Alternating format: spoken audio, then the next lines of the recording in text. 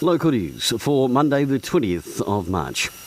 The New Zealand Transport Agency will be widening one of the narrowest corners on the Ruataka Hill Road starting today.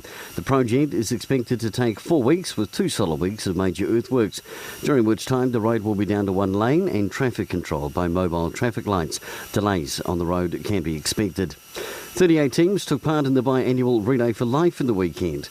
In sometimes windy and cool conditions, the teams completed the relay, delighting organisers with an early total of approximately $100,000 raised.